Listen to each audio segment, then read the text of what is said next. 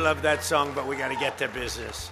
I love that song, but I want to thank you all. You're special, special people, and I want to just say that, I announced I was coming over here, and I said, I love those Republicans, and I meant it. I said, except for maybe a couple I don't love.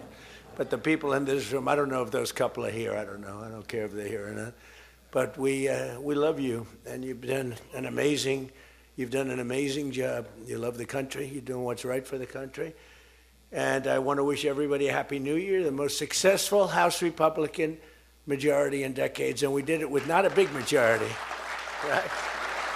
That was not a big majority, but it's a unified majority, and it's people that know what it takes to make America great again. So together we had 12 months of unprecedented success in 2025, and now we're going to make history and break records with the epic midterm victory that we're going to pull off. It just doesn't seem to happen for people that win the presidency. It's an amazing phenomenon. You win the presidency, and we sure as hell are having a successful presidency, I will say that. But even if it's a successful presidency, there's been nothing like what we're doing. We had a very good day 2 days ago, too. But even if it's successful, they don't win. I don't know what it is. There's something psychological, like you vote against. You can win by a lot. We won every swing state. We won the popular vote by millions. We won everything. But they say that when you win the presidency, you lose the midterm. So you're all brilliant people. Most of you are in this business longer than me. That makes me smarter than you. Because look where I am, right? No, it doesn't. But I wish you could explain to me what the hell's going on with the mind of the public, because we have the right policy. They don't. They have horrible policy. They do stick together. They're violent. They're vicious. They're vicious people. And they stick together like glue. They don't have a couple of the people that we have. A couple of people, not too many, really very few. And that's why I want to just say that before we go any further, I want to express our tremendous sorrow at the loss of a great member, a great, great, great member, Congressman Doug LaMalfa, who passed away yesterday, as you probably have heard. And he was the leader of the Western Caucus, a fierce champion on California water issues. He was great on water. He wanted to release the water, he'd scream at him. And a true defender of American children. He was a defender of everybody. And our hearts go out to his wife, Jill, and his entire family. He voted with me 100% of the time. And by the way, he wasn't a 3 o'clock in the morning person. Do you know what I mean by that? Where the speaker goes, sir, could you call up? Could you call? I said, what time is it, speaker? Sir, it's 3 in the morning. Could you make a couple of calls? How many? 9. So I'd start calling 3 in the morning. I said, I shouldn't use any names. I'm just going to create problems. But hi, Jim, and I'm not talking about Jim Jordan. I never had to call 3 in the morning for him. But I said, hi, Jim, how you doing?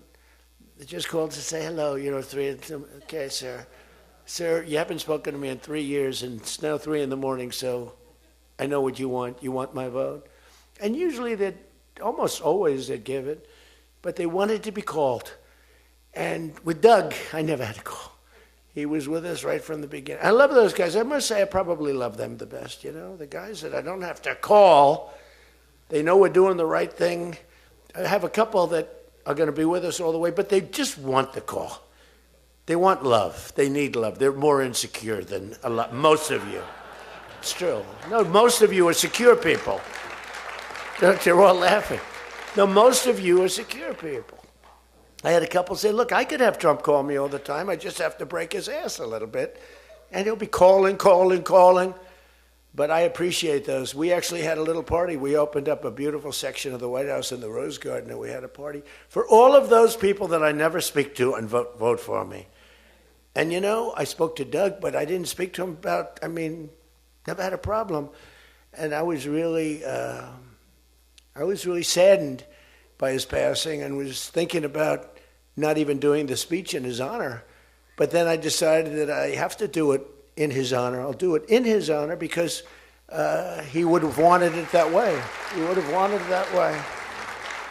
He would have said, do that speech. Are you kidding me? Do the speech, big guy. But he was a fantastic person. Man, that was a quick one. I don't know quite yet what happened, but boy, it's a tough one. He was just with us. He was our friend, all of us, every one of us.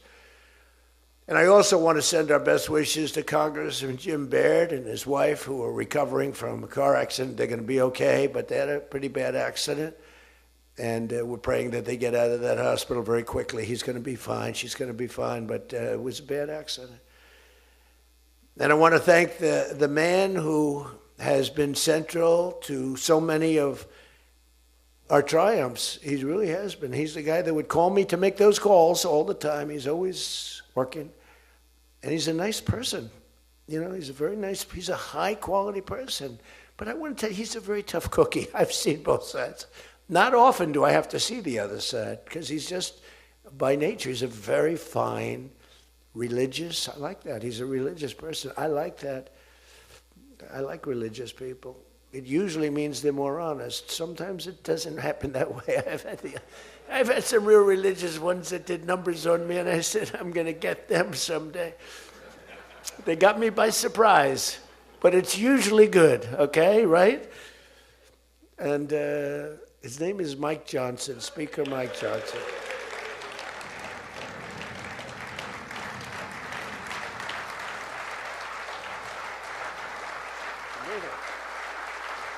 He has my complete and total endorsement. Stand up, Speaker. So, you know, but it is true. A lot of times they'll say, I wish Mike were tougher. He's tough. He's tough as anybody in the room, actually. But can't be tough when you have a majority of 3. And now, sadly, a little bit less than that. I mean, a little bit less than that, maybe. But you can't be Trump. You can't, I want you. You know, you make 10 enemies, 20 enemies. That's the end of that, right? Everybody loves him. I would say there's one person he's given up on. I mean, I think he just gave up on this guy. He's so bad. He never votes for us. But no matter how good, he won't vote for us. There's a sickness there. You know, there's something wrong. You can have the greatest bill, the greatest for the country. Forget about for Republicans. Great, great, great for the country. I'm a no vote. We don't even bother calling him at 3 in the morning, do we? Huh? But I want to thank another guy who's as tough as they come, because he went through something that none of us have gone through. I went through a little shot, but I get that throbbing feeling every once in a while. But what he went through was incredible. And that Steve Scalise, he got hit hard. Where's Steve? Steve.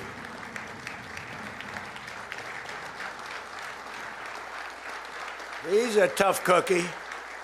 He was dead. I went to the hospital. His wife was crying so much. She was a mess. Oh, yeah, she loves you. That's the only thing I learned about Steve, that he has a wife who loves him. Because I've gone to hospitals where guys are in bad shape, and the wife couldn't care less. She's waiting. She's looking for the next guy. Who's the next guy down the pike? Who the hell is the next guy? He's died. I said, that's so bad. Oh, yeah. I had one where the dog died and the husband died at the same time. I said, it's so sad. Yes, I love this dog so much. She couldn't give it, and the guy left her a fortune. Can you imagine? I shouldn't have left her anything, but she was much more concerned. It's true. Oh, the dog was devastated. The husband, he was like an afterthought. Your wife loves you, Steve. She's a great wife. Another one who has a great wife, Jackie, is Tom Emmer, right? Look at you. You have a great wife, but you haven't been tested like these guys. You haven't. We don't want to test her, right? She's incredible. She's a strong, beautiful, great person. She's a great person. She actually liked me at the beginning when we were having little fights. We weren't even having fights. We just didn't know each other. We didn't know each other. And I heard he said something negative about me. He was sort of right about the subject, but you're not supposed to say ever, even though you're right. But Jackie was saying, I'm telling you, he's a great guy. He's good. He's going to be a great president, blah, blah, blah. She was fighting for me. And now I love this guy. He's great. She was right about both of us, I think, right? But Tom has been incredible. He's incredible at what he does. And he's a great team player. Your conference chair, Lisa McLean, is so strong and powerful and beautiful. Thank you, Lisa. Thank you. Thank you. And I think their broadcast, we said we don't care if the press comes or not. So when I say that, that means that they're broadcasting all this, and I'm letting my feelings out because it's true. I feel that way about so many people in the room. I could say it about many of the people in the room. Some I don't know as well, but many of the people in the room. They're incredible people. You're incredible what you're doing. We also have another one, Richard Hudson, Chairman, NRCC. Richard's always in there. Always with a smile. No matter what's happening, Richard. He always has a smile. He's just a positive guy, smart and positive. Thank you, Richard. Really appreciate it. You do a great job. Republican Policy Committee Chairman, Kevin Hearn. Kevin, where are you, Kevin? Thank you, Kevin. Thank you. Did a great job. Every one of you got to be proud of yourselves. And basically the entire House Republican Conference. It's been really amazing what you've done. And we're going to give you some ammunition today. I said, I'd love to make a speech. The Speaker asked me, would you make a speech? I said, sure. You think Biden would do that? Would you make a speech? What? First of all, people wouldn't ask him to make a speech because it never worked out well, right? Could never find the exits. You finish, look, stare here, stare there, stare here. You could jump off the front if you had to. No matter what he did, he got himself into trouble. So basically, they didn't ask him to, but if he did, it wouldn't be good. But it's good with me because, we have so much ammunition. We have ammunition. The problem is the fake news. That's why I like being on. I'd much rather do live television than do non-live because, when they say, as an example in my speech, peacefully and patriotically to the Capitol, peacefully and patriotically. Do you know that the Unselect Committee didn't report it, that I said those words? Do you know that the news never reported the words walk or march peacefully and patriotically to the Capitol? Do you know they never reported it? It's a scandal. The Unselect Committee never reported that. They never reported that Nancy Pelosi was offered 10,000 soldiers, National Guard soldiers, whatever you want. No, I don't want them. And the mayor. The mayors were in writing. She was more honorable about it. But Nancy got caught when her daughter did a documentary. She's a documentariess. And she has her mother saying, it's my fault. I should have taken the soldiers or something. I saw that in the documentary. I said, whoa, this was a major story. Has she spoken to her daughter since that, But they just, they are vicious people, even on the attack. And it was an amazing military feat that took place yesterday. Think of it. An amazing military. The people are saying, well, thank you.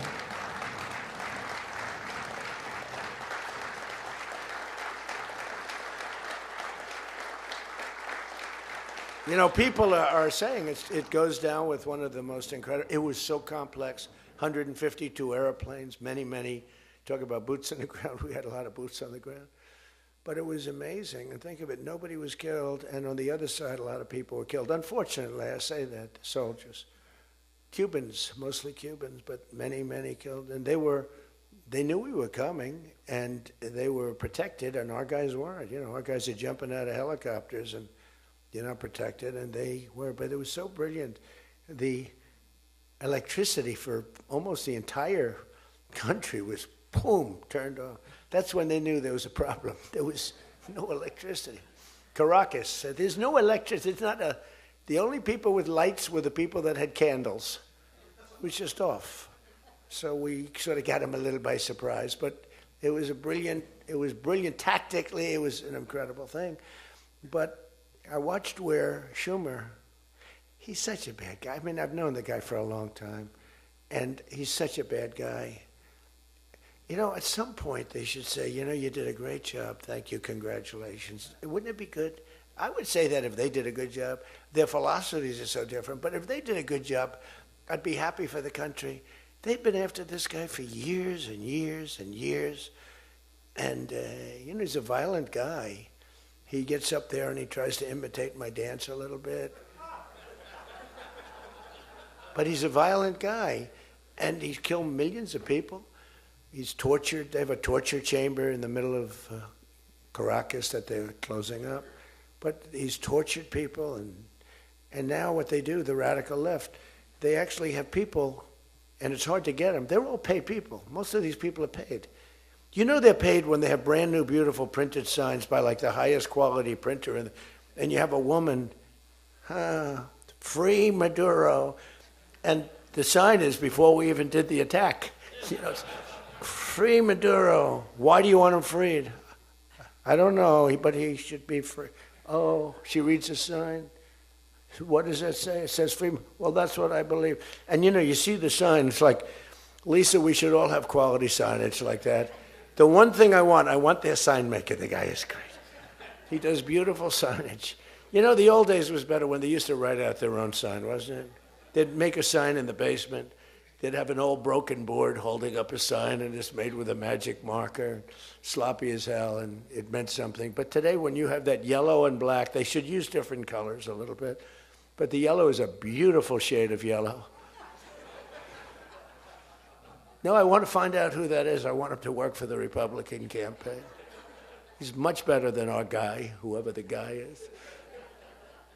But the United States proved once again that we have the most powerful, most lethal, most sophisticated, and most fearsome. It's a fearsome military on planet Earth, and it's not even close. You know, I've been saying it for a long time. Nobody can take us. Nobody. We don't want to have it. We don't have a discussion, but you read all and you see everything else. Nobody could have done that. Nobody has our weapons. Nobody has the quality of our weapons. The problem is we don't produce them fast enough. We're going to start producing them much faster. We're going to be very tough on the companies. We have the best weapons in the world, but it takes too long to get them, including allies. When allies want to buy them, they have to wait 4 years for a plane, 5 years for a helicopter. We're not letting that happen anymore. We're telling our defense contractors, you're going to start building faster. You know, guy makes... I have a big problem with it. I'm the king. I have sold more Boeings than any human being on earth. They gave me an award, Salesman of the Year. I said, what about Salesman of the in the history of Boeing? I've sold more Boeing planes than any man in history by far, probably over 1,000. Over 1,000 planes. I said, that's the good news. But why should they wait 3-4 years to get a plane? They should build them, get them immediately. The F-35s, it takes too long to get them. The Apache helicopter. I mean, I had India coming to me, sir, I've been waiting 5 years. We're changing it. We're changing it. India ordered 68 Apaches, and Prime Minister Modi came to see me. Sir, may I see you, please? Yes. I have a very good relationship with him. He's not that happy with me because, you know, they're paying a lot of tariffs now because they're not doing the oil, but they are. They've now reduced it very substantially, as you know, from Russia. We're getting rich because of tariffs, by the way. I hope everyone understands that. They hate to report. We're going to have over $650 billion poured into our country or coming in shortly because of tariffs. You know, they're finding all of these pockets of money. A couple of weeks ago, sir, we're off by $39 billion. Oh, is that good or bad? Meaning, do we have it or are we short of it? Sir, it's $39 billion that we can't account for. That means we have an extra 39. Yes, sir. I said, well, what are you saying? We just don't know where it came from. I said, check the tariff shelf. Sir, that tariff doesn't start until September. He said, no. It started about a month and a half ago. Check it. Comes back 25 minutes later. Sir, you were right. It came from tariffs. This never happened to us before, where we find plus 39 billion, not million, plus 39 billion. They were missing. We've taken in $650 billion or shortcoming, and that's because I'm being nice. If I want to be, and we have national security because of tariffs. And frankly, we have a big Supreme Court case. I hope they do what's good for our country. I hope they do the right thing. The president has to be able to wheel and deal with tariffs. Now, if you have the right president, it's good. You have the wrong president, if you have the wrong president, nothing's good. Tariffs are the least of your problems. We found that out for 4 years. We had the worst president, did the worst job. They had the worst policy. We have to even run against these people. Now, I won't say cancel the election. They should cancel the election because the fake news will say, he wants the elections canceled. He's a dictator. They always call me a dictator. Nobody's worse than Obama and the people that surrounded Biden. Not Biden. I don't think it was Biden. He didn't know what the hell was going on, okay? The election was rigged. He had no idea what happened. He still doesn't. The auto pen. And by the way, you ought to make a big deal out of the auto pen. The auto pen was your president because most of the things were signed by auto pen. And you're not allowed to do that. I signed very little. Now I just sign everything because it's just so crazy. But like I had the other day, we elevated a general to 4 stars. I think you should sign that. That's a big deal. A general who did a great job was elevated to 4 stars. And I had the general in, and I signed it in front of him, held it up. You got to sign that. You can't give it to an auto pen. And you can always tell an auto pen. One thing, it has 2 little tiny dots. You know that? 2 little dots. You know what that's from? 2 pins. They go bing, bing. They're wonderful things. But you got to sign it. And the law is you have to sign it. If somebody's, telling the auto pen person, he has to be authorized by the President of the United States. Well, he wasn't. The guy barely knew the President. How many times did you speak to the President, right? He said 2. And they just spoke about the weather. It was like this. But he was never authorized to sign. And I think it's, 95% of the things were signed by auto pen. You can tell because the auto pen is a nice, clean signature, and his signature's a mess. The only thing he signed was, which is nice, was Hunter's pardon. That's the only thing that we can find that he signed. Most of it he didn't sign. So somebody's sending papers to sign, and he wasn't the president.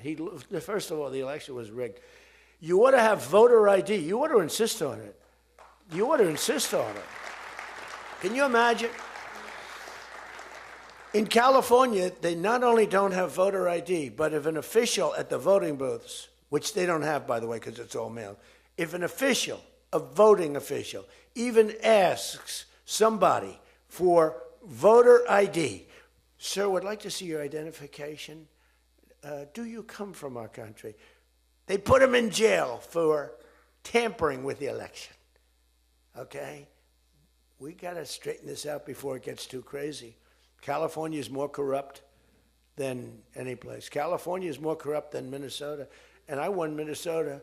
Well, Tom's going, I think so. Well, it's close. It can't be proportionately, probably nothing's more corrupt, right? We got to win something. Yeah, right. He says you got to win. I'll tell you what, I did great there 3 times. I was surprised 3 times.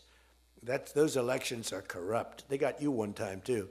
But I heard a long time ago, but they got you. But they got to straighten those out. But we have to have voter ID. And when you confront a Democrat about voter ID, like in a debate or something, I said it a couple of times with Biden, and they're very embarrassed when they say, we want voter ID, voter identification. The only reason somebody doesn't want that is because they want to cheat. Our elections are crooked as hell. And you can not only win elections over that, and not only win future elections, but you'll win every debate because the public is really angry about it. And you ought to pass the SAFE Act, or whatever you're going to call it. Are we going to SAVE Act or the Save America Act? I think we're going to change the name a little bit. You're going to put that up for a vote? I think everybody in this room certainly should do it. And it's a bad vote for them because they're voting against things like voter ID and other things that are almost equal to voter ID. But when somebody says, no, we don't want voter ID, that means they're crooked. And the public understands it. You win elections with that. But I think it would be really important, Save America Act, if you would put that up for a vote. It's got my total endorsement. And all it is common sense things about the election. And they'll fight it like crazy because they cheat. That's the only way they can win. When you have policy so bad, when you have policy with men and women's sports, and they fight like hell for it. They still are. I saw the other day a person that you know very well, a congressman, was fighting like hell. And, I was out the other day with somebody, and I was with an ex-football player. The guy was massive. His leg was like this. And a young woman who plays flag football, and she's very good, supposedly, as an athlete. She's smaller than this guy's leg, okay? And if they were playing football together, he wouldn't even have to run. He could just keep walking. They couldn't take him down. The guy, he can't even believe it. But there are so many. They had a race, a long-distance race. They had champion men, women, one of those marathon deals. The man finished 5 hours and 14 minutes and 36 seconds sooner. He beat the champion woman by 5 hours. It's so demeaning to women. It's so ridiculous, right? It's so ridiculous. The weightlifting, take a look at the weightlifting records. One record stood for 18 years, and it was broken by 112 pounds. They couldn't get 1/8 of an ounce, They'd put an eighth of an ounce on, and she's going to break the record for her mom, who's sitting in the front with her father. I'm going to break it. And she's out there. We're adding 1/8 of an ounce to each side. This record has stood, ladies and gentlemen, for 18 years. But she's going to do it. She's looking to get into the Olympics, right? And she gets up, and they put a little tiny thing like this, little thing. And my wife, by the way, my wife hates when I do this. She said, she's a very classy person, right? She said, it's so unpresidential. I said, but I did become president. She hates when I dance. I said, everybody wants me to dance. Darling, it's not presidential. She actually said, could you imagine FDR dancing? She said that to me. And I said, there's a long history that perhaps she doesn't know. Because he was an elegant fellow, even as a Democrat, right? He was the attack by Japan, he was quite elegant. But he wouldn't be doing this. But nor would too many others. But she says, darling, please, the weightlifting is terrible. And I have to say this, the dancing they really like. She said, they don't like it, they're just being nice to you. I said, that's not right. The place goes crazy. They're screaming, dance, please. But the weightlifting, but no, the girl gets up. And you see, I want to be more, but I have somebody watching. I want to be more effusive. I want to really, But she gets it, and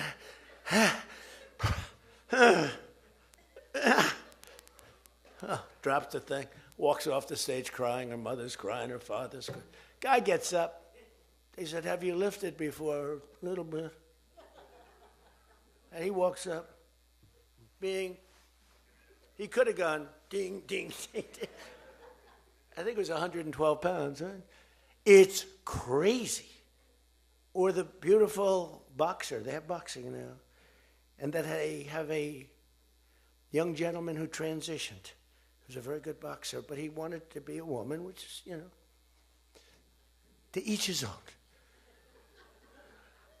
Because I want to be very liberal when it comes to these subjects. I'm trying to get that vote. It's not an easy vote to get. It's very tough for me to get it. But he transitioned, and he transitioned, and the girl was a champion boxer from Italy, remember? She got up, first round. He hit her, boom, with a left. A left, for those, everybody here knows about, but a left, Lisa knows better than anybody, but a left is defense. He goes, boom. She's like, oh my, she walked to the corner, remember? She didn't go down, but she did everything else. But she said, I've never been hit like that before.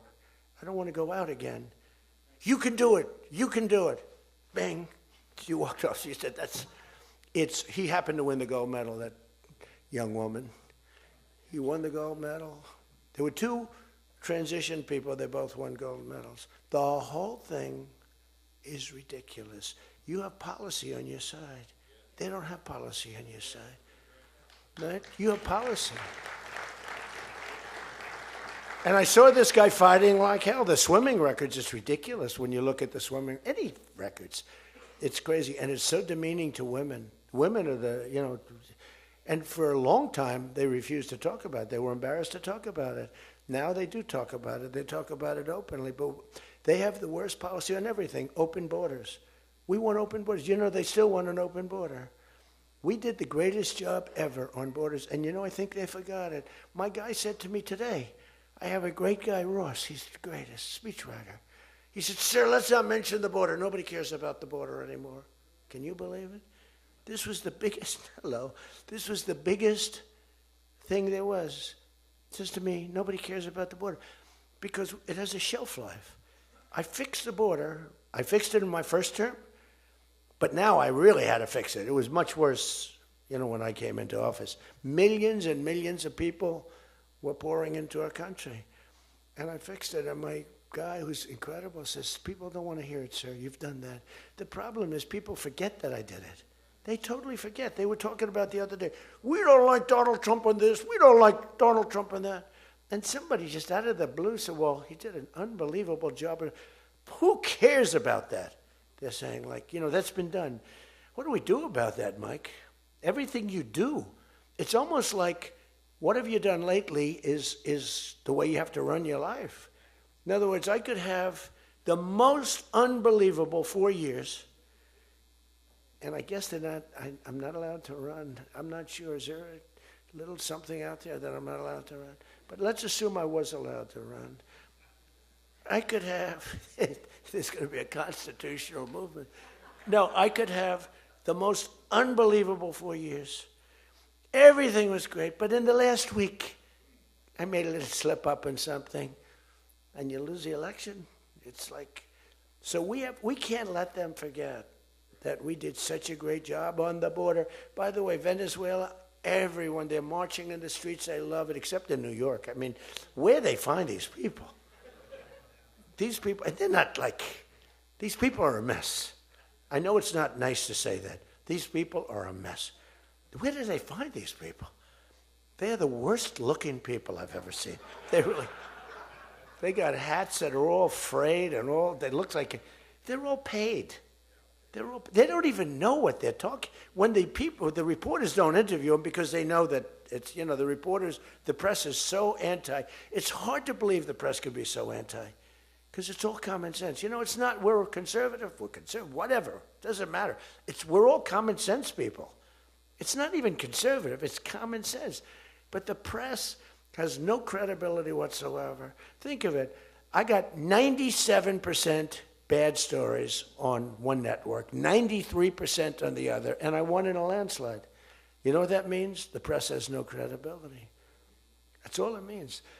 And we got to keep it that way. So I don't talk too much about the swimming, the weightlifting, the boxing.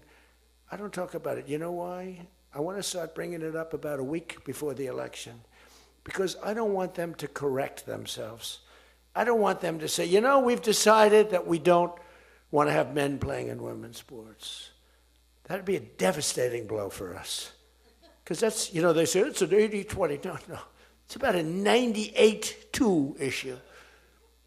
We've decided that we will not have open borders where the entire world, from the Congo, prisons from the Congo, these are extraordinarily tough people. These are people that make our motorcycle gangs look like fine young men. Okay? Our motorcycle gangs are wonderful people by comparison. No, they come in from prisons in the Congo. They come in from prisons from all over the world, but in particular Venezuela. Tren de Aragua comes in, and Tren de Aragua, they say it's the worst gang in the world. It makes our gangs look like little sweethearts. It makes our gangs, you want to take them out to dinner, they're so nice. They cut off the fingers of people. One guy makes a phone call in Colorado. The governor stinks in Colorado. He has no control. So Tren de Aragua, they don't want to do anything about it. So ICE has to go in and take them out because the governor doesn't want to do anything. But they make a phone call. They've taken over my building. The landlord's calling. They took over his building. So the governor doesn't want to do anything. But he calls the police, the guy. They come in. Did you call the police? This is Transgender. We're talking to the man that owns the building. Did you call the police? Yeah. Boom, they cut off his fingers. If you call him again, the next time your hand comes off. Can you believe it? The guy's walking around, his fingers were cut off. And these are the animals that we're throwing the hell out of here. Washington, D.C. is now the safest city in the country. And you people know that better than anybody because you were, I mean, think of it. You're in Congress, you're respected people, you're afraid to walk outside. Washington, D.C. Now, we had a terror attack 4 weeks ago, and one person's looking down from heaven, and the other one is actually recuperating and going to make it, I think, but really badly hurt, really badly hurt. Most positive mother I've ever, no, my son's going to be fine, sir. The mother was telling me that the night of the attack, I went just like I went to you. I spoke to this incredible woman. Sir, everyone's praying for my son. He's going to be fine. The doctors thought she was, just hoping against hope. There was no chance. And 2 weeks ago, he got up and started walking around. It's amazing, actually. So maybe some really bad. It looks like he could be okay. He's going to have pretty bad after effects. But that was a terrorist attack on people that are doing a great job. And it could have been anywhere. But we haven't had a murder. We would have, on average, 2 murders a week in Washington. I don't even like talking about it. Two murders a week in Washington, D.C. We haven't had one in 7 months. People can walk out now. You can walk down with your wife down to the restaurants, which are booming, by the way. I mean, if you go back to before I got in, and we did a pretty good job 4 years ago, but there was never this, in my first term. So when we were during the first term, we were pretty good, but it wasn't like that big of an issue. It became a big issue because people were being mugged all over the place. We had a couple of people working in the White House that were killed. We had one guy waiting for his wife in a car. They said, "Get out of your car." He said, "Well, I'm waiting for my wife." They blew his head off. The wife is walking up to the car. Animals. And then they get angry when I say, "They're animals."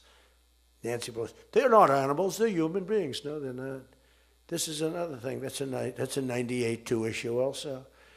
No, they're animals, and we've taken them out. We've took out over 2,000 people, brought them back to their countries from where they came, or they're in prison now in Washington. Because it's not just like, you have to take the bad ones out. 2%, 3% of the population causes 90% of the crime. Think of it. 2% of the population in Washington, D.C. causes 90% of the crime. So when you get rid of the 2%, we took out over 2,000 people, got them out of the country or in prison. Some were so bad that we didn't want to send them back to their countries because they'll come back in, even though it's hard now, but they're pretty smart. They're sick, but they're smart. But you're now living in one of the safest cities in the country. It's a great thing. You can walk to the restaurants. Restaurants are booming. New restaurants are open. They were all closing. You wouldn't have had a restaurant. And I don't know about you, but to me, those soldiers standing there look so good. I'm not going to feel safe walking down the street without them. I don't think you would either. Even though, we took out so many criminals, I just feel better. To me, they're beautiful. I look at these soldiers, and you feel safe. You feel safe. I don't think if we took them out, even if the crime wasn't much, it would definitely be more. We did a great job in Chicago. They don't want to talk about it. We, against all this slob of a governor, this stupid slob, who's the family threw him out of the business. He was a dope, and the Pritzker family, but they threw him out of the business. And the mayor, he's a low IQ person, extremely low IQ. We should give everybody like these competency tests, right? The cognitive, they call it cognitive. I'm the only president that went for cognitive. I think every president and vice president should be forced to take cognitive exams, mental tests, like, are they intelligent? Wouldn't it be nice? Do you think Walsh could pass a cognitive test, as an example? Do you think Kamala could. I don't think Gavin could. He's got a good line of crap, but other than that, he couldn't pass. I mean, here's a guy who didn't want to have water coming down from the Pacific Northwest. Why? You know, they have a little tiny fish, this big, it's a little tiny fish. Not doing well. You know why? No water. They're sending water. It's too much. It's killing the fish, so they cut it off. And then they have 25,000 houses burned down. They don't know why. No, I think, I believe in it. I'm the only one that took a cognitive test. I do, it's the worst. If I don't do a medical exam, because I've had times where I went longer, because I'm busy. If I don't do a medical exam, they say, Trump's not doing an exam. There must be something wrong with him. If I do the exam, they say, why did he do this? Why did he do this part of an exam? He did too much. There's something wrong with him. Do you remember there was a period, Mike, where I had 32 days in a row I did one press conference, 2, 3, sometimes 4. I do them behind the desk. I don't even just do it. I do press conferences. But I do many press conferences. So in 32 days, and then one day, just one day. This is 32 days in a row. Must be some kind of a crazy record. Then one day, do you remember I didn't do one? Because I took Kai, my very brilliant golfer, beautiful young lady who swings the club so beautifully.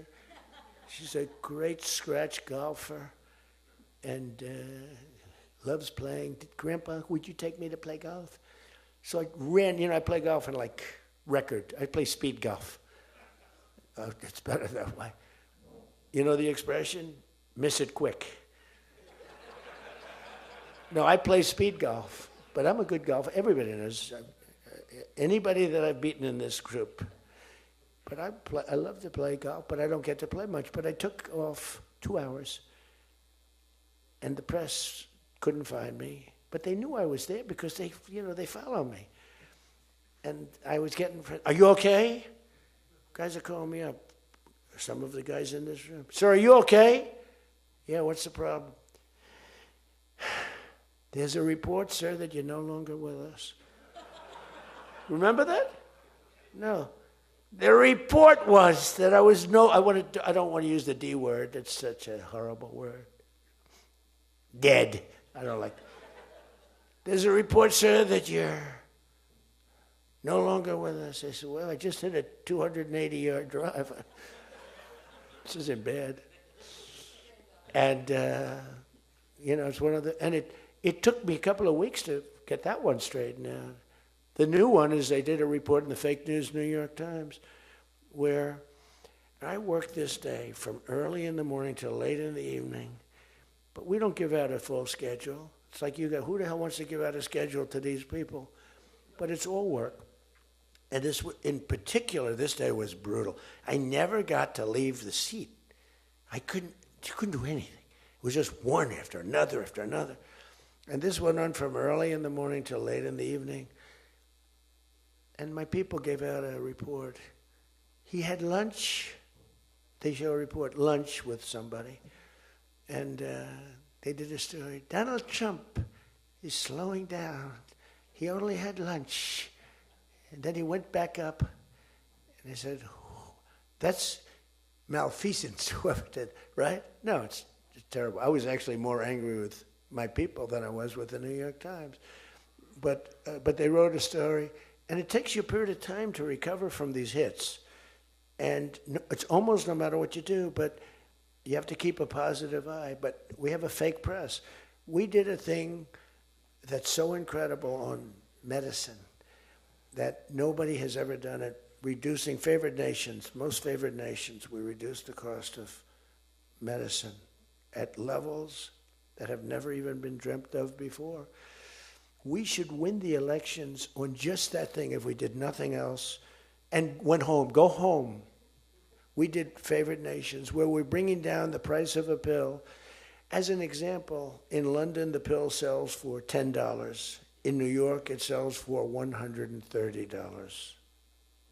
That's 13 times as much. Most favored is I want to pay what the lowest nation in the world is paying. everybody knew about it, but nobody had the guts or the stamina to do it, or the respect from other nations, but I do.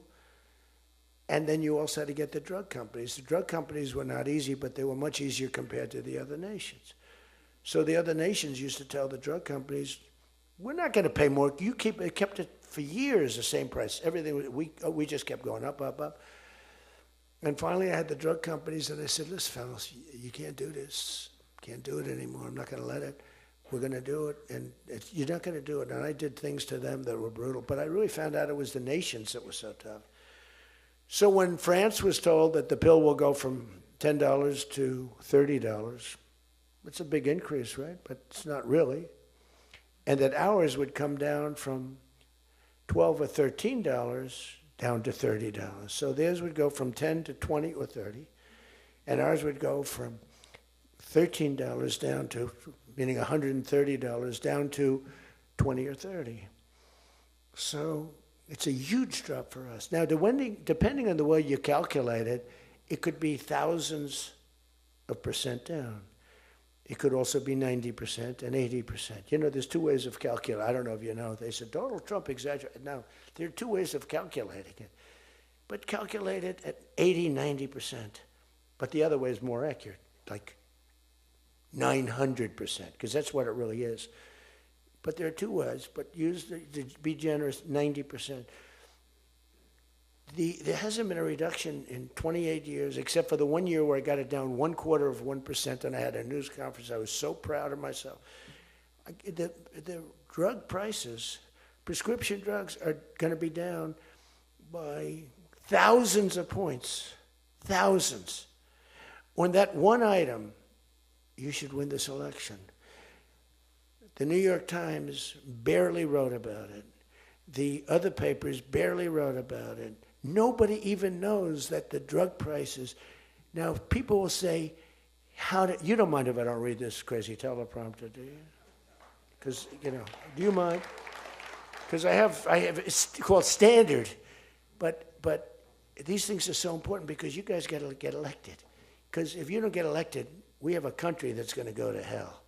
So we can't play games. Ladies and gentlemen, the sun will rise tomorrow, and when it rises, we don't need this bullshit. We need to talk about favored nations. And your numbers are coming down at levels that nobody's ever seen. We inherited high prices. We inherited a mess. We inherited the greatest inflation in history. And you know what was knocking it down? The bad economy that we inherited. We inherited bad.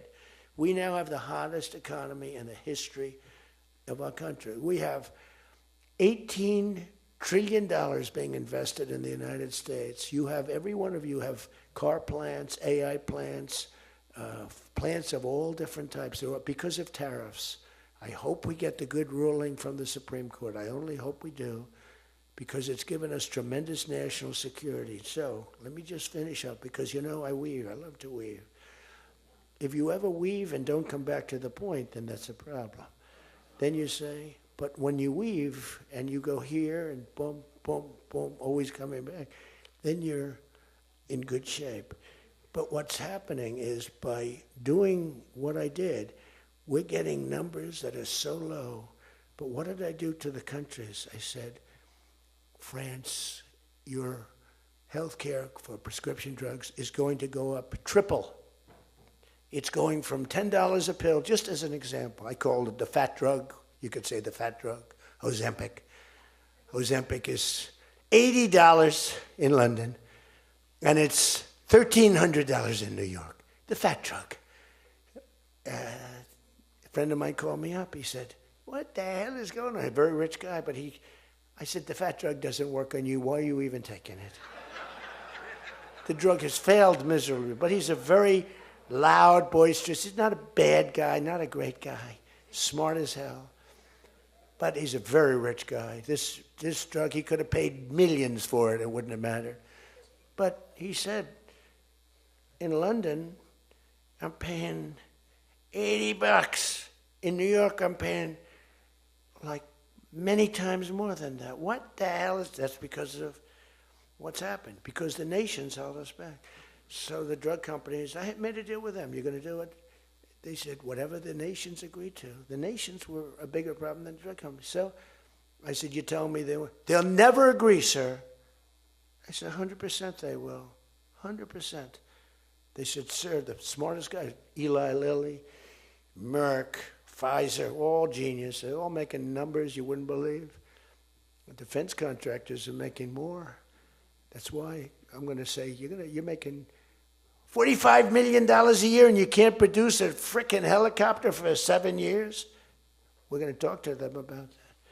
But I said to the France, I called up, as an example, France, just as an example, I like him, he's a nice guy. Emmanuel, you know Emmanuel Macron? I love the French accent. Emmanuel. They said, listen, you're going to have to raise your prices a little bit because we're paying 14 times more than you. That's a lot, right? We're paying numbers. In other words, we're making up for all of this deficit. No, I don't know. I will not be able to. Mr. President, please excuse me. Most of the people call me Mr. President, except for people that don't respect me. They call me Donald, which there are probably a lot of them too. But they said, no. Putin calls me Mr. President. She calls me Mr. President. Emmanuel goes, no. We will not do that. Yes, you will, Emmanuel, 100%, because I was told they wouldn't do it. And this is, you can take Emmanuel and add up Hans, you can add up Ludwig, you can add every name in the book. It's all the same. The answer is no. We're not going to double our drug prices. Not for you or anybody else. I said, yes, you are, 100%. We are not going to do it. No, you don't understand. 100%. You're going to do it and you're going to like it. They go, I don't understand. I've told you 5 times, why do you keep saying you're going to do it? Because I'm always right about, Trump is right about everything, right? I said, the hat. Trump is right about it. I have been right about everything. Got to keep it going. Is there wood up here? Hold it. I always like to, just in case. Trump was right about everything. And I said, so you're going to do it, Emmanuel? No, I'm not. I said, okay, here's the story, Emmanuel. If on Monday you haven't agreed to every single thing that we want, I'm putting a 25% tariff on everything coming out of France, including your wines, your champagnes, and everything else. No, you cannot do that. I said, I can do that, and I will do that. Even for national security, I'll do that, but this is for medical security, and 100%. Now, let me explain. The tariff I'm imposing on you is 42 times more expensive than what I'm asking for you in return. So you can either have a 25% tariff added on to you, like I did with China on fentanyl. I put a 20% penalty tax on China, and it's drying up because the tax is far more than they make with fentanyl. But with the other nations, I said, you're going to do it. And you know what he said? You can't do that to me. I said, yes, I can. Don't worry about it. It's not going to be that bad. You just have to explain it to your people, your 39 million people, that, by the way, don't vote by mail. They vote on paper ballots. They tried voting by mail, and there was fraud all over the country. We're the only country that votes by mail, essentially. You know that, right? You know, Speaker, that's another thing. We're the only country that's stupid enough to vote by mail. Even Jimmy Carter's commission said, don't do it. But just to finish so that you won't say he wanders. Emmanuel said to me, Donald, you have a deal. I would love to increase my prescription drug prices by 200% or whatever. I would love to do it. It would be such an honor. Whatever you want, Donald, please. Don't tell the population. Please, Donald, I beg you. Every country said the same thing. No, we will not do this. Some were strong, some were very nice, some were rude. But they all said one thing, no, we won't. And within, I'd say on average, 3.2 minutes, they were all saying, we would be honored to quadruple our drug prices. So we would be honored to quadruple our prices if that's what you like. We want to make you happy. Okay. Therefore, I will not charge you a tariff, and you're going to increase your drug prices by 3 times what they were paying 2 days ago, right? And we have now favored nation. You think Biden could do that? I don't think so. Think Biden ever thought of it? Now, everybody's wanted favored nations, but everybody knew it was impossible to get the countries to agree to it because they wouldn't have done. And they've been doing this for 40 years or whatever it is. We were subsidizing the entire world. That's just one of the many things we're giving. But you should take that thing. That's going to save. Now, that also, when you add that to health care, your drug prices are much lower than what you projected. So we're going to reduce health care by a lot. One other thing. On health care, it's never been our issue. It should be our issue. We had a very nasty vote from a couple of people.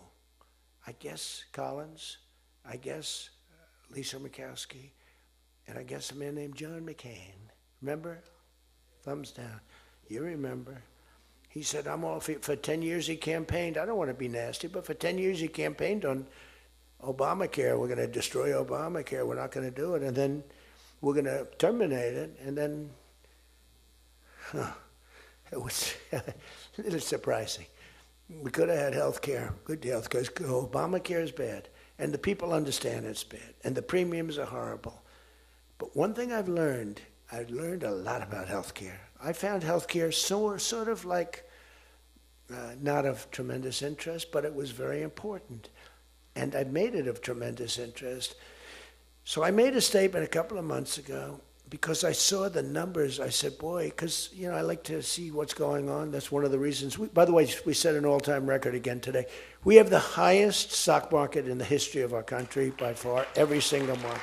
That's another thing you should camp. They like to demean that. The Democrats, well, that doesn't mean anything. That's just, no. That means jobs, and it means 401ks, because a lot of people have 401ks. And they have, best lawyer in the room, the best, have 401ks, and they have 401ks like, I had a young policeman. I told this story twice, but it was the same thing. This was a recent case. I had a case years ago because I had a great economy. We had the greatest economy in history during my first term. My first term was a tremendous success. But again, nobody wants to talk about that. We rebuilt our military. We did things that nobody could have done. We did a great job. This term is blowing it away. It's blowing every term. There's never been a president that had a year like this, especially a starting year. And we should win based on that too, all things. But the 401k, so there's a policeman, and he comes up, and he was guarding me along with lots of other people. Sir, I want to thank you. What? My wife thinks I am the worst investor in the world. And for the last year, she thinks now I'm Warren Buffett. She said, you're smarter than Warren Buffett. You're a better investor than Mr. Warren Buffett, sir. I said, how's your 401k? It's doubled. It's going up. It's going up, boys. I said, just relax. But 401ks are through the roof. Those are us. Those are the people. We have the highest stock market in history. 47 days out of 11 months. We have just a piece of the last month left for the first year. 47 days out of 11 months, we hit a new record. Well, we hit one last night. We hit another one today, I understand. But we hit one last night, a new record, brand new record. All exchanges, not just, Dow. Dow was up, but all of them. We have another record, that's the 47th time in 11 months that we've hit an all-time high.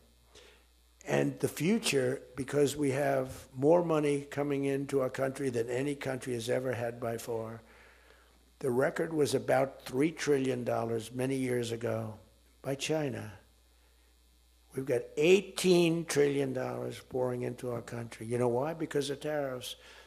Because if they build a factory, they don't have to pay any tariff. But if they make it in another country and they send it in, they have a very big tariff to pay. So they can't pay that tariff. So what they do is they come in and they're building. By the way, this is what China did to us for many years. It's just reversing it. Other than we have a great product. We were losing our product now. Tell you what, if I had lost this election, if you had Kamala, it's the same thing, Joe and Kamala, I call them equals. If you had Kamala come in, I believe that our country would have been Venezuela on steroids. I used to say that during the campaign. If I don't win, we're going to have Venezuela. So we have 18 trillion coming in. I think we could hit 20 trillion by the time the year is up, right? It's less than 1 year, 18 trillion. The record is $3 trillion. $3 trillion is a lot of money. 18 trillion is not even thinkable. That's all investment. That's building factories, that's building plants. You know how many car factories we have? Half of you guys are having car factories where you are. Louisiana is doing great. Georgia, right next to you, is doing great. Hello. Nice guy. All nice people. Actually, in this room, I can't see it. Is there anybody I'm supposed to dislike in this room? I think that a couple of people maybe didn't show up. There's only one that I really dislike. I mean, the same person that Mike gave up on, because there's something wrong with him. He's a sick person. But there's only one, really. The others, you just have to understand them. You know, they have some problems too. But you just have to sort of go with them and understand them, feel sorry for them. Advise their family, are they okay? Because what we're doing is right. But $18 trillion, car plants being built. I was in Japan. Somebody admonished me, he shouldn't be traveling. I don't like to travel. But when I travel, I make a lot of money for the country, not for me. For me, I don't care. I have a much higher purpose. I have plenty of money. I don't need money. I don't want money. I want to make money for the country. And like I did with Intel. Intel came in, they had a problem. I said, I can solve the problem, but I think you should give the United States 10% of your company. He goes, whoa. I said, yeah, I think I can help you with the problem, but you got to give the United States, not me. Sometimes I'll say, give me, but when I say me, I'm talking about, I'd love to accept it, but I don't think that law enforcement would like that, right? I'm very cognizant of law enforcement, perhaps more than anybody in history. Actually, a friend of mine who's really smart said, you know, you've got to be the most honest guy in history because you have been examined, your books, your records. I have a big business. Every record, I had these Democrats hired the biggest accounting firms, the biggest law firms, the biggest. I went through years of abuse. And here I am. They didn't find anything wrong, remember? We want his tax returns for years.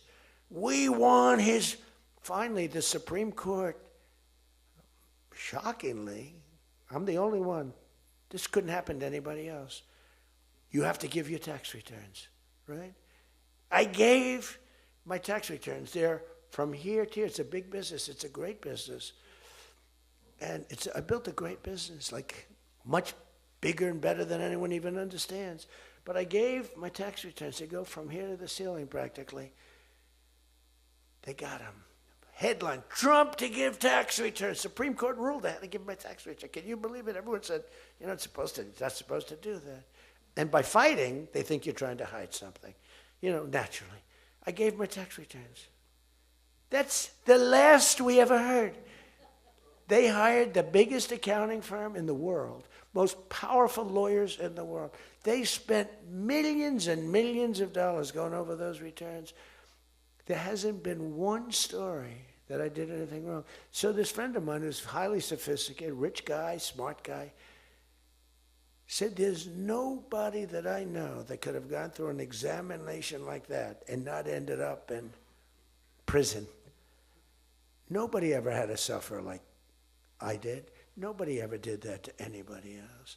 You know, there was an expression, Andrew Jackson was the most abused president in the history of the United States. You know who second was? This is before me. You know who second was? Abraham Lincoln.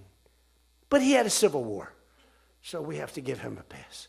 But Andrew Jackson was treated horribly. He was a great general and a good president. So bad that his wife died. I mean, his wife died. They were horrible.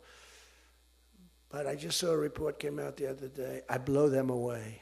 He never got impeached twice. I got impeached twice on nothing. On a perfect phone call, remember? Perfect phone call.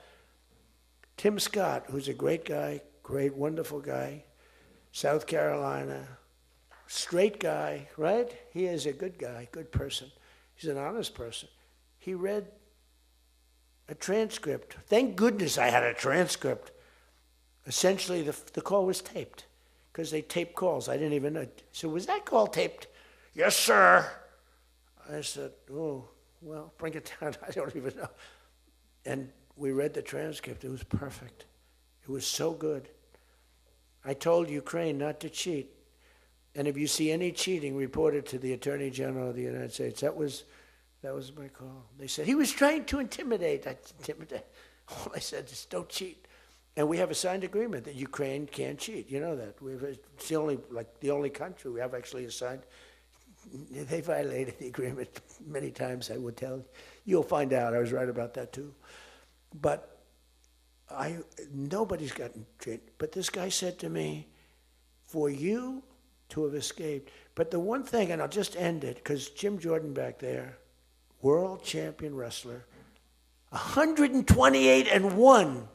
Whatever happened to the one guy? The Russian. He lost. How dare you lose to a Russian? Do you know the more impressive record for Jim? Because I'm a big sports person. I love sports. Jim went to high school. As in high school, he was considered like the top wrestler. But he was undefeated in high school. Now, what that means is that as a freshman, he was beating seniors. Is that true? Were you actually undefeated? Seriously, were you undefeated in high school? That means as a freshman, he had to beat seniors, Steve.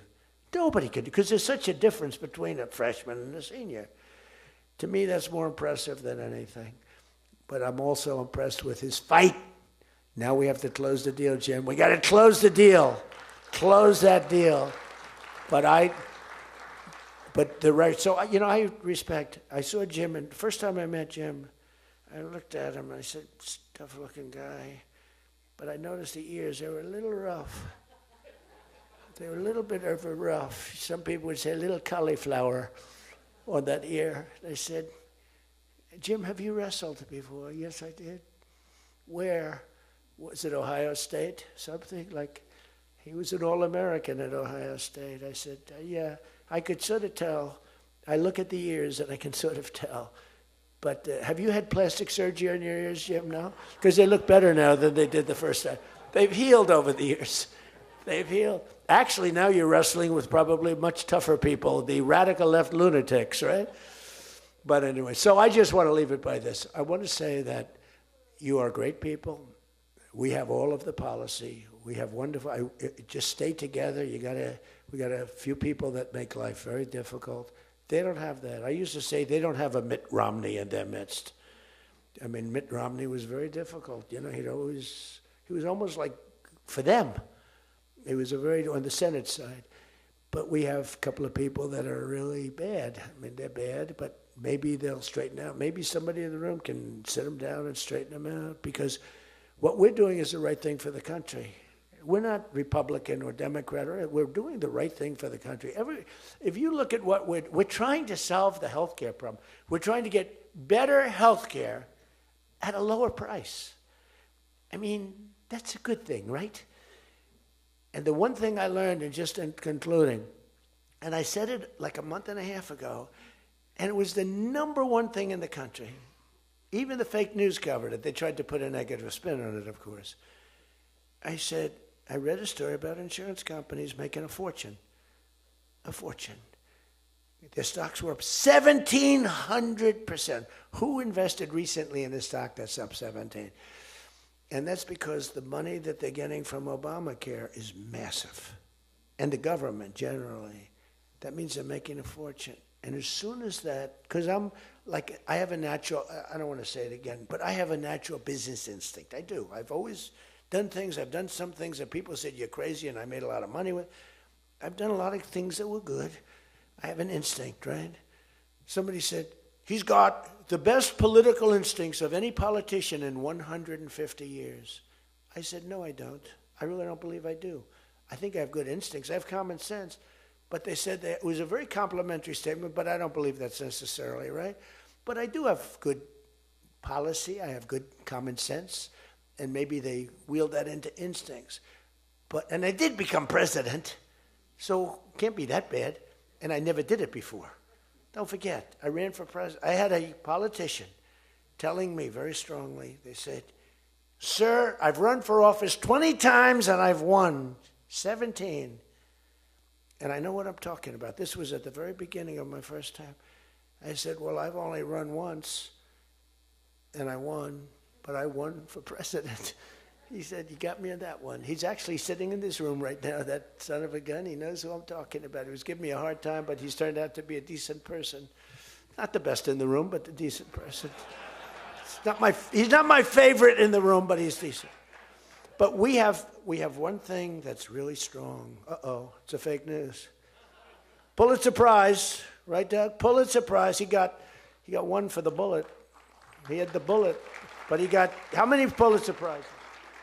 3 Pulitzer Prizes, and all talented guys. These are great guys. I don't like the people back there as well. These are the ones that take the pictures. Make me look thin for a change, Doug. You're making me look a little bit heavy. I'm not happy about it. But one thing I did see and find out in the last 2 months, when you tell the people that we want the money to be paid to the people so the people can buy their own health insurance and health care, it's like, and I just said it, and I said it because I read a story on the front page of a certain paper that I don't even mention because it's so stupid, paper is so bad, it's gone so far off the Wall Street Journal, I don't mention it. I refuse to tell you that it's the Wall Street Journal. They've lost their way. This is not the Wall Street Journal of old. But I read a story on the Wall Street Journal, and it said that the insurance companies are making so much money. They weren't demeaning them or anything, and I guess as an investor, you're happy.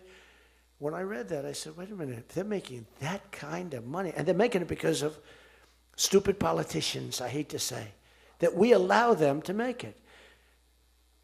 If you guys can get in a room, because, we don't have that as one of our issues. It's the only thing they have.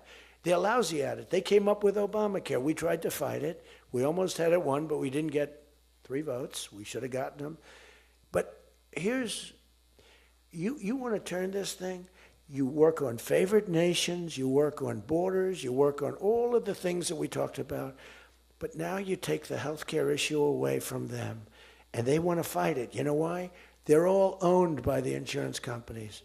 And they cannot fight it successfully. There's nothing they can do. That's like almost the voter ID thing. When they try and fight, I watched a guy trying to explain why we shouldn't have voter ID the other day, and the guy was a fool. He looked like an idiot. This is the same kind of an issue. Let the money go in a healthcare account or however you do it. Let the money go directly to the people. Now, you have to be a little flexible on Hyde. You know that. You got to be a little flexible. You got to work something. You got to use ingenuity. You got to work. We're all big fans of everything, but you got to be flexible. You have to have flexibility. I came out with a statement. Let the money go not to the big fat cats and the insurance companies that made 1,700% over the last short period of time. Let the money go directly to the people where they can buy their own health care. And I'm not sure that I've ever said anything that was more impactful. I say a lot of things and have a lot of good ideas. And this was an idea that, the whole world went crazy. The whole country went crazy. The world went crazy with envy. If you can somehow do that, Mr. Speaker, Tom, all of you, Steve, if you can do that, this is going to be your issue. And the other thing is fertilization. They're trying to hit us on fertilization. They were dead on fertilization when I got a call from a very wonderful young senator from Alabama saying they had just lost a case And the case, I've never been met with such scorn. Friends of hers were just going crazy. And I said, explain the issue to me. And it was on IVF, the fertilization. A judge ruled against and said all fertilization places have to be closed down, like immediately. It would have been a disaster. And fortunately, I picked it up, and we owned the issue. But now I understand they're trying to make a case on fertilization. You can't let them do that. Very important issue. All of these issues are very important issues. But you can own healthcare. Figure it out.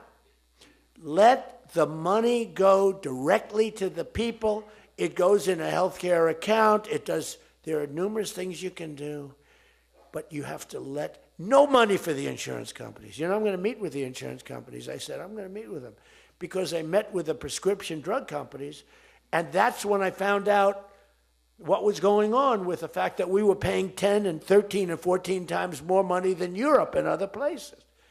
I learned that at the meeting. Now I'm going to meet with them in a few days. I'm meeting with them all, 14 companies. I'm meeting with them all. I'm also meeting with oil companies. Let's go. You know what that's about. We've got a lot of oil to drill, which is going to bring down oil prices even further. But if you can come up with health care, remember this, where the money goes to the people, you have just owned, they can't fight it. They're owned by the insurance companies. You guys don't get money from the insurance companies, they do. They get a massive amount of money. It's their biggest donor. They're going to try and fight you, but they can't win the fight.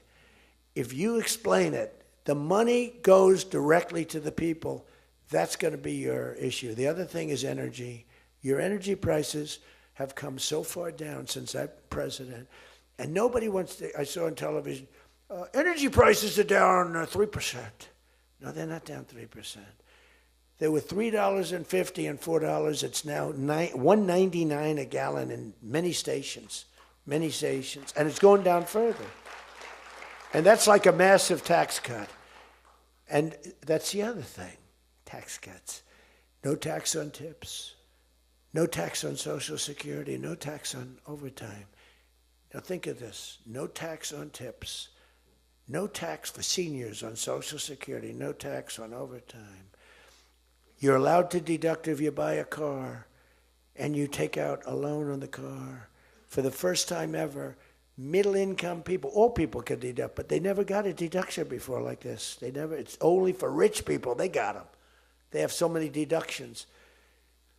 You're allowed to deduct the interest against your taxes. Nobody thought it was possible. It's going to be phenomenal for the car companies, but it's even more phenomenal for the people. It's like getting it's like paying half for the car. All of these things, you have so much ammunition. All you have to do is sell it. Taxes. But the one thing they know about the taxes, I call it the Great Big Beautiful Bill. I think it's even better. But the Great Big Beautiful Bill is just that. There are so many goodies in the bill, you have to get the word out. Because the people in the back of the room won't do it. That's why I love live television. Because they can't, sometimes they'll turn the camera off. But they're embarrassed when they do that. If we're going too strong and doing too well, if the lights go off, you know you're doing well. If the lights are on, you got yourself a problem, okay? I see that little red light. That light goes on. If that light, that's bad, isn't it? If that light goes off, you know that you're doing a good job because you're fighting the Democrats and you're fighting the fake news. And it's amazing that they can be so stupid. And they don't have credibility anymore, and you can beat them. I mean, it's the old thing that, never fight the news, but you have no choice because it's almost like they become radicalized. But you are fighting the news, but you can beat them. That's why I'm standing here. I mean, I had Kamala. I was beating Joe by 30 points, and then they changed him. That's like a fighter in the ring. He's losing, and they said, let's put somebody else in to take his place. Very unfair. They changed in the middle of the election. They said, he's going to lose, so let's give somebody else. And fortunately, she was just as bad as him. Probably slightly. I don't know. Would you say as bad or worse? Close. Pretty close. But it took 6 weeks. It was a honeymoon period. 6 weeks. Took 6 weeks to find out that she didn't have what it takes. But you got to win the midterms. Because if we don't win the midterms, it's just going to be, I mean, they'll find a reason to impeach me. I'll get impeached. We don't impeach them. You know why? Because they're meaner than we are. We should have impeached Joe Biden for 100 different things. They are mean and smart. But fortunately for you, they have horrible policy. They can be smart as can be. But when they want open borders, when they want, as I said, men and women's sports, when they want transgender for everyone, bring your kids in, we're going to change the sex of your child.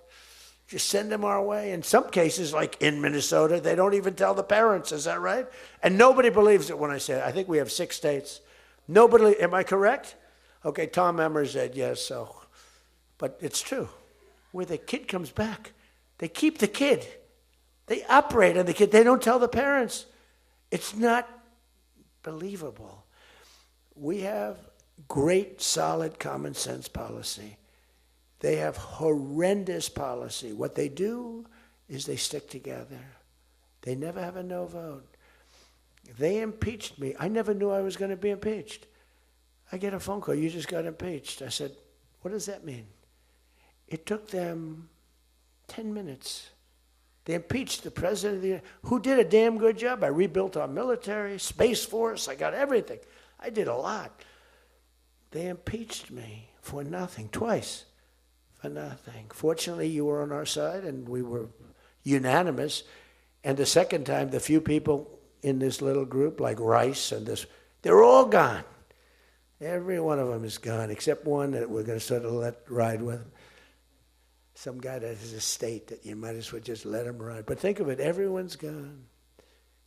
Everyone's gone. It makes me feel so good. I don't want to feel vicious, but I'm so happy that everyone. And they're seriously gone, too. They lost in landslides. This guy named Rice, he lost by 48 points. Right? Remember him? Oh, no, there he is. What a job you did, Mr. Fry. Congressman Fry. I looked around for somebody. It's true, this was a good choice. We've made some bad choices, too, because you have to do it. I said, who the hell can run against this guy, Rice? It was a Trump plus 40 district. They had riots around his house that night. You know, he voted, I vote to impeach. And that night they had riots. So they said, who the hell? Just give me somebody. A warm body. And then, no, it has to be a living, breathing person. And then if I could get a genius, it would be good. And we got a guy who is so good. He's been, I think, are you happy with him? I think so. Stand up, bro. He's great. I said, where does he come from? He's like a senator, state senator or something. I said, all right. I spoke to him one time. I said, you're accepted. But little did I realize how good he was. You did a great job. You've done a great job, and the people love him. So he has done a great job. I just want to say this. I haven't read one word on this thing. Who the hell else could do this? And I think I gave you something. It's just a roadmap, and it's a roadmap to victory. You have so many good nuggets. You have to use them. If you can sell them, we're going to win, because we've won 2 races in like 50 years. It's, for whatever reason, I don't know why, but just don't fight it. It doesn't make sense. There have been 2, and they were unusual circumstances. So whether it's a Republican or Democrat, whoever wins the presidency, the other party wins the midterm, and it doesn't make sense, because we've had the most successful year probably in the history. They say, and now you add what happened essentially yesterday, we've had the most successful first year of any president in history. And it should be a positive, and make it a positive. So with that, I leave you. I do. And I started by saying I love you all, and I'll end by saying I love you. You're amazing people. What you do for this country is incredible. And thank you all very much. Thank you. Thank you.